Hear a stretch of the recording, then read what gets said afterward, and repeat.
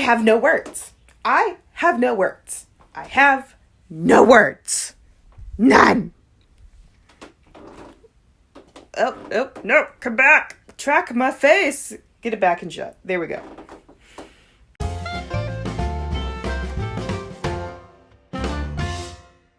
Poetry, beauty, romance, love. These are what we stay alive for. I just finished the Dead Poets Society for the first time, and I was not prepared. If you need a good movie to get you to cry, that's a good one.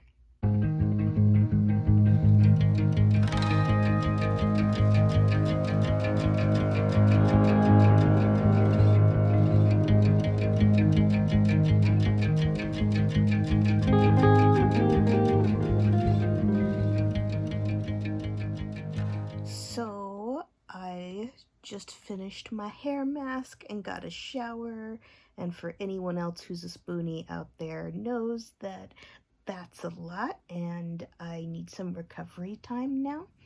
So I'm going to hopefully get caught up on my buddy read of Treading the Mill by Nigel G. Pearson, which I'm reading with my friend Dylan. And while I'm doing that, I'm multitasking by playing Cities Skylines in the background because I'm trying to get some achievements in the game, but this game has been going on for hours and hours, mostly as background sound, so that's fun. Also, speaking of magic, which, I mean, I've been enjoying reading Treading the Mill because it's very meditative in its practices so far. I feel like I'm missing a lot if I'm supposed to be picking up on how to actually do things, but it keeps referencing stuff later on in the book, so I'm presuming that you're meant to read this multiple times and use it as a reference manual, so that's kind of how I'm going through reading it right now, is just absorbing what I can and presuming that I'm going to be rereading this should I wish to do any of the things. But I found it funny. I was playing D&D with my group this weekend, and our GM said, hey, like, you know how we were talking about the spoons analogy for spoonies? She goes, well, I just realized that spell slots work for that really well too.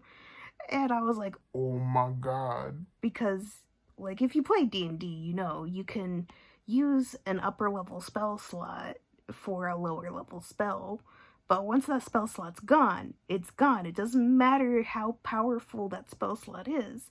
Once it's gone, you're done. And it makes a lot of sense if you are a spoonie, because you only have so much energy and so many spell slots. And, like, if you're playing on hard mode for wizardry in D&D, then you don't get all your spell slots back over a single night like everybody else is playing the game normally, and you're over here on hard mode like I spent all of my spell slots and I do not have all of them back yet. So that's a pretty cool analogy for nerds if you like that, which I thoroughly do. So today I'm going to jump into Burn Our Bodies Down by Rory Power, because that is what people voted on my Twitter. If you would like to help decide what books I read sometimes when I feel like leaving that up to the cosmos, you can follow me on Twitter and help vote on the polls that I post sometimes. And I've taken the dust jacket off and discovered that there is a cute little imprint of a lighter. From what I've gathered from reading the dust jacket, this is supposed to be a sort of thriller where the main character grows up with their mother and something happens and they decide that they want to go back to the place they grew up in, and then they get there and they realize that there's a reason that they don't live there anymore. And that's about all I kind of know about that, and I have no idea how accurate that info is, but we're about to get into it. I really enjoyed I think this author has published under different names before, but I believe Rory Power, the name, like their first book is Wilder Girls. I really thoroughly enjoyed Wilder Girls and did a separate review about it. So if you want to know my thoughts on that book, go check out that video. But let's see how this does. Will I like all of Rory Power's work, or will I just be super enamored by Wilder Girls? I don't know. Let's find out.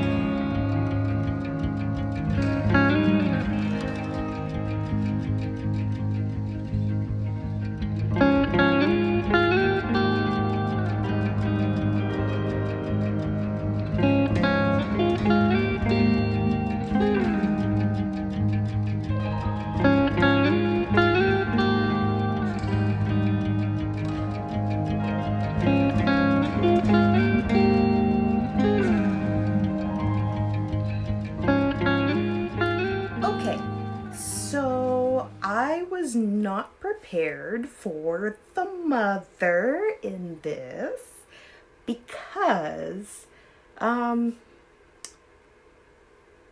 kind of grew up in not like an exact similar situation, but in a situation where my mother was clearly mentally ill for some reason and took it out on the kid, and that's what's happening here. And that's a thing, but also it has that horror aspect to it where you're wondering why on earth is the mother this way now, and it's really sad with what's happening in the first 20 pages. So I'm very interested to see what happened and go on this journey, but also go into this book knowing that the dynamic between the mother and the daughter are rather messed up. And yeah, I'm just gonna say that, I guess. I stayed up until 3 a.m. to finish Burn Our Bodies Down because I got really into it. And if you liked Wilder Girls, you're probably going to like Burn Our Bodies Down. It's very much a sense of magical realism, but something is very, very wrong, and you have to figure out what exactly it is that's causing everything to go wrong. About the really dysfunctional family stuff that happens, it is with nuance, and they do handle it really, really well towards the back of the book. I really wish I had annotated this as I was reading it, because I would have pulled that out, but I would totally reread this just to annotate it, but I do want to break from it because I have some other books that I want to read, but I'm totally annotating it next time I'm reading it, and I don't care because this copy is staying in my house for forever because I really enjoyed where that went. So, yeah. If you want a fast-paced thriller, it is YA, but it doesn't feel that YA. Like, it's just the setting that is YA for some plot things to happen for it to make sense for an angsty teenager to, like, go back to where their family is supposed to be from that they don't know anything about. But other than that, it doesn't feel super YA. So, highly recommend. Am I becoming a Rory Powers stan account? Probably. I really like your books so far. A few hours later. Okay, so I am finally going to annotate my first book because I've been watching people annotate. I love the idea of it because maybe stuff will stick in my head a little bit better, which I'm honestly not that great at, but I want to get better at it. and it sounds like fun. There's only ever been one book in my childhood that I did annotate, and that was for a class. Well, actually, I take it back. There's probably a few of them that I annotated because it was specifically for a class. But, like, I know I have some books in my collection that I would love to see how I've progressed through them with rereads, what changes each time as I annotate them. So I got a bunch of gel pens and some tabs that are kind of see-through so that I can layer them on top of the words on the page. And then, because I'm not sure if I'm ready necessarily on all my books to write directly on the pages, I have some vellum sticky notes, and I just did a test run with my pens on some paper and on the vellum, so you can kind of see what that looks like. And it takes a super long time for them to dry down on the vellum, so I might have to get out my hair dryer to do this method, but not this method, because this dried fast. This took like 10 minutes, and I'm not about to sit here, annotate a page, and wait 10 minutes before I can flip it. So I'm gonna have to figure out a way around that. If anybody knows, please do let me know in the comments below. And this is what's hilarious. Queenie, if you're watching this, I'm sorry, but she gave me this book ages ago. Like, I've probably had it for about a year. It's been sitting next to my desk for ages, and I could not bring myself to wreck this journal, which is the whole point of this book. It's to get you to be chaotic neutral with your book, or even chaotic evil if we're thinking about it in book terms and D&D terms simultaneously. But as you can see, there are several tasks on each page, and I'm doing a terrible job of showing this, but that's fine. But each day you have a new task, and I'm gonna do that right now while I get caught up on some Booktube videos, because why not?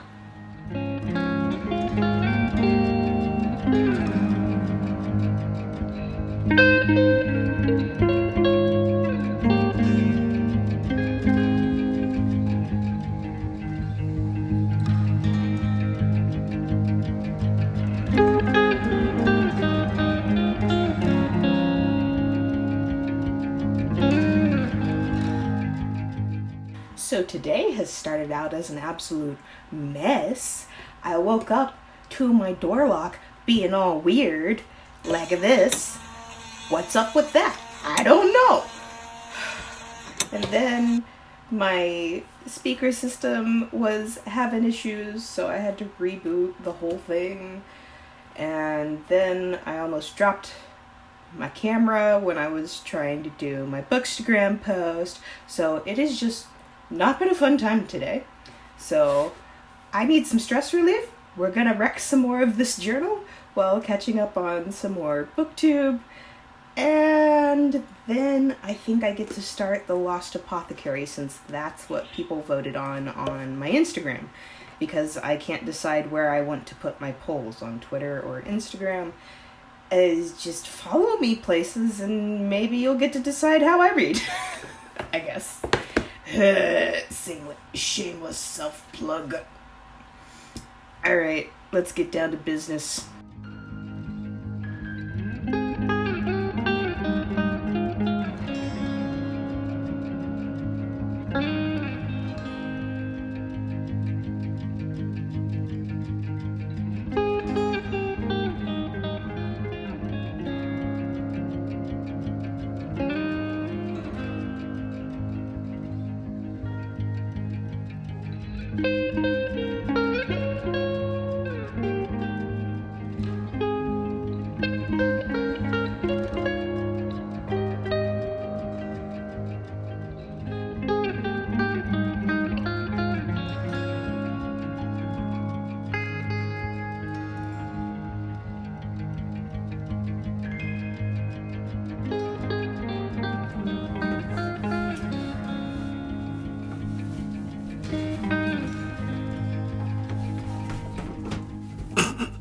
So yesterday was really stormy and a lot of me just laying around like this, saying ow while reading my book.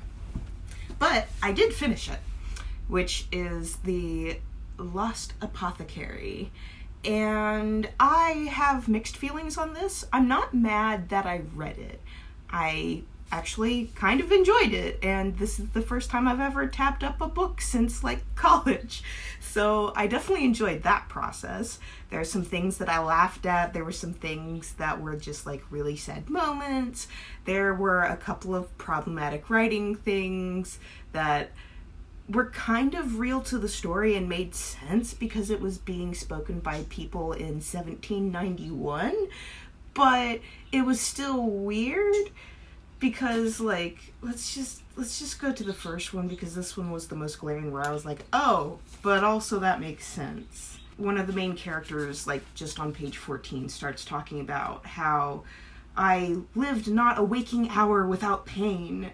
Every poison I dispensed brought a new wave of it upon me. Some evenings my fingers were so distended and stiff, I felt sure the skin would split open and expose what lay underneath.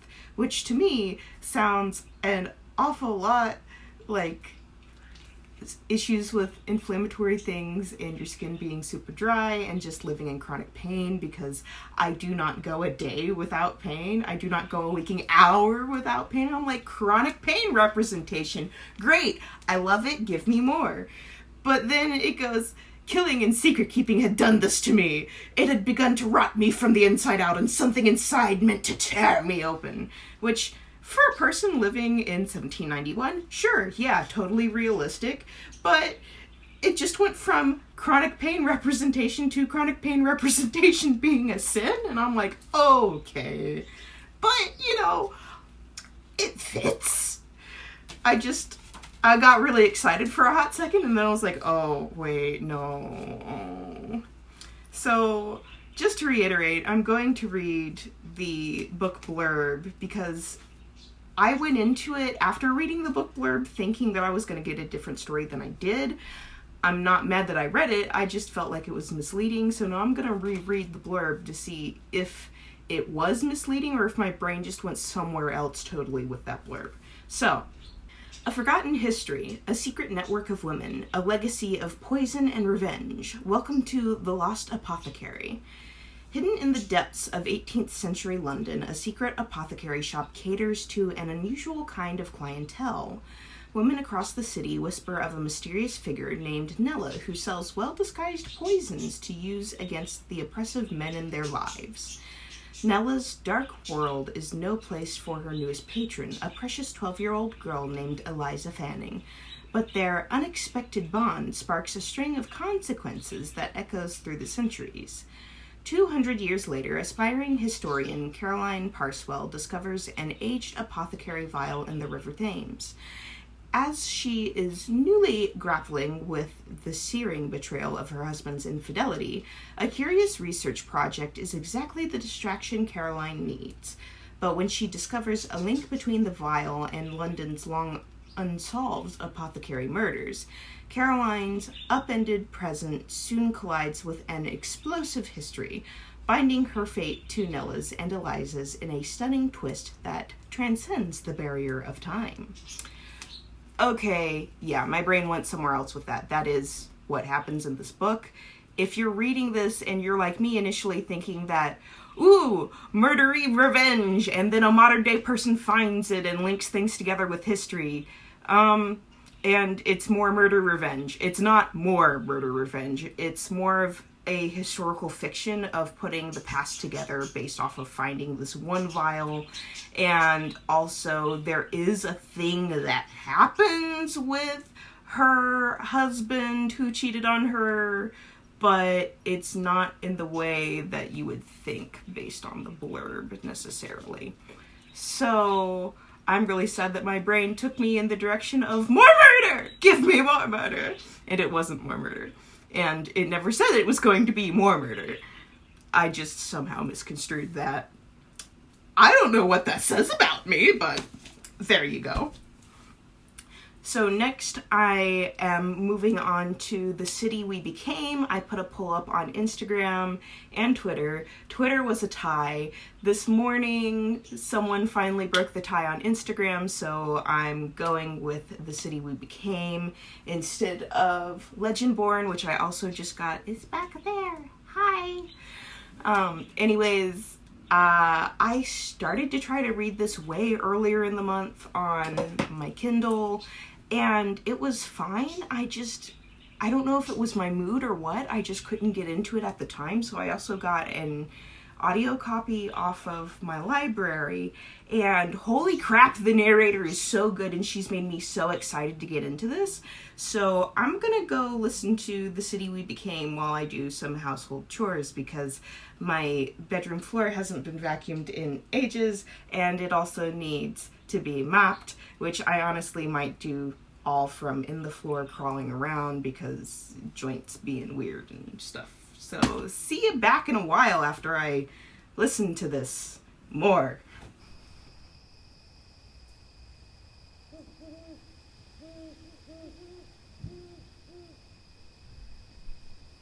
Okay, so it's been a couple days since I last checked in because I've been feeling a little weird and just didn't want to film for some reason, even though it's my favorite hobby right now. Yay!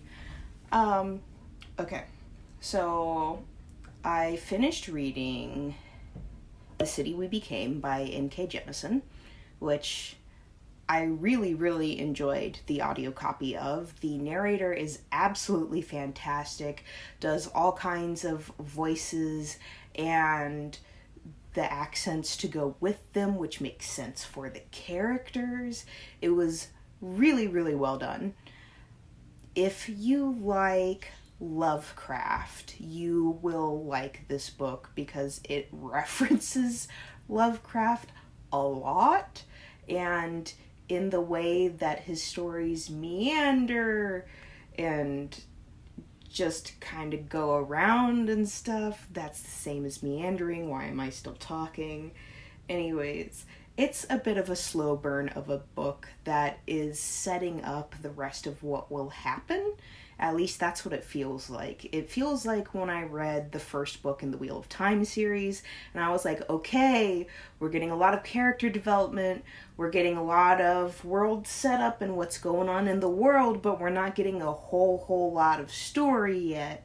And that's what happens in this book, is we get a little bit of story and a whole lot of expose, which, considering what's going on in this book, I can totally see why it's done that way, and I love the way that N.K. Jemisin tackles stuff.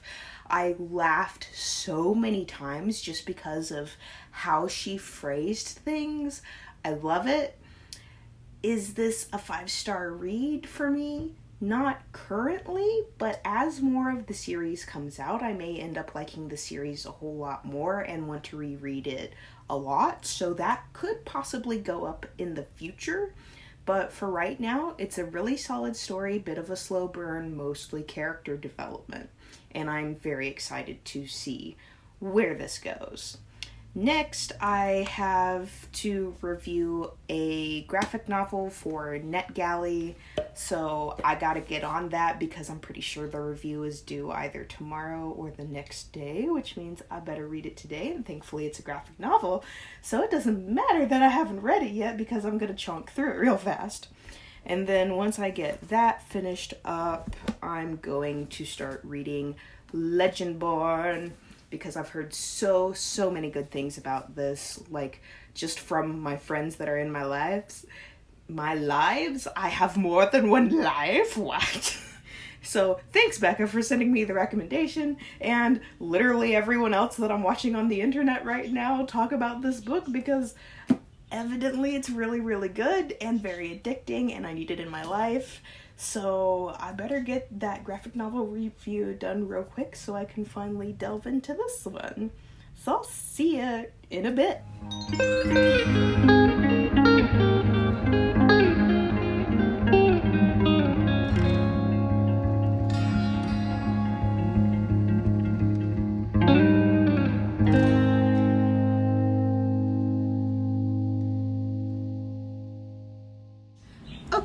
It's a little loud in here because my furnace is on, but that's fine. I have to babysit some eggs, which I am hard boiling in my pressure cooker because the eggshells come off way easier.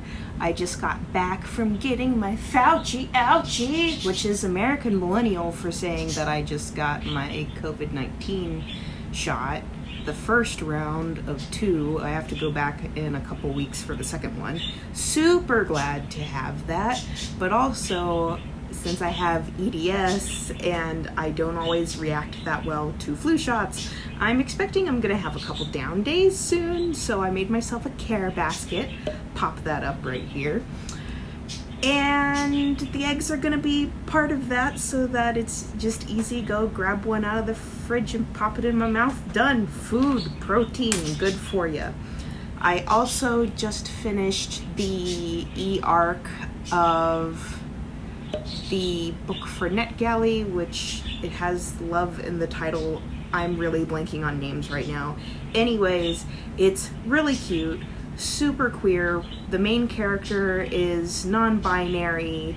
They aren't having the best time in high school and they're about to graduate and they want to get into a relationship, and then all of a sudden this magical cat shows up and says, hey, I can fix your life if you give me your name and a little bit of blood. So the magical cat takes their form and takes their place in the world and sends them to a different world called Bright World. And it's really interesting. I'm super excited to see where this goes. As our MC stays in Bright World longer and longer, they start changing a little bit. There's a lot of mystery behind that which isn't answered in this arc, but I'm presuming it will be in the next book, and I need to know when that comes out or if there's a non-colored version out already, because this story is pretty nice. I only had one complaint about that, and that's like really early on. I think on page 10 there's a bit of dialogue where one of the characters, who seemingly never shows up again, just comes in and they're having bathroom talk, and they're talking about our main character and a side character getting together, and they say, oh, well, you know what my dad's rule is ever since the thing happened with my mom, no lesbians in the house. And like, I get that they're at an all-girls school, but they also know that they're referencing a non-binary character, in which case, like, that just didn't sit quite right to me. But also, like, it's very realistic of something that might happen in real life, so I'm not gonna dock it too hard, but also it didn't really further the story either, so I'm not really sure why it was there, other than to show how people can misidentify things, maybe? I don't know what's up with that one, but nothing like that ever comes up again in the books, and actually the main character gets to talk about more about what it's like being non-binary and going on their journey of that, which is really cool. And there's just, this world is so creepy, and I want to know what is going on and why they're changing, and I need the next copy in my life. And I think that book comes out really soon. Like, I want to say Tuesday, March 30th or 31st, whatever that is. Anyways, there's a couple of things for the publisher to have presumably already fixed because there were some typos in the copy I received, but my copy is obviously not a finalized copy. It says it's an unfinished arc thing where it's like, this has been through like one pass, but this isn't the final one. Uncorrected. Uncorrected is the word I was looking for. It's an uncorrected copy. So hopefully the typos and stuff will get fixed. I don't see why they wouldn't be. Oni Press has been really good about their stuff that I've seen from them so far in their final works, because they publish Katie O'Neill's stuff, and they are a non-binary author as well. You should totally go check them out. I love their work. They did the Tea Dragon Society and a bunch of others, which I believe I've talked about last month or really early on this month. Anyways, It's time that I finally get to Legendborn, because I've heard so many good things about it, so let's do it.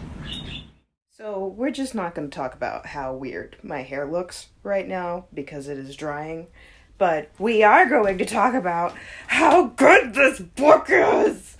Like, do you see how many tabs I have? Do you see?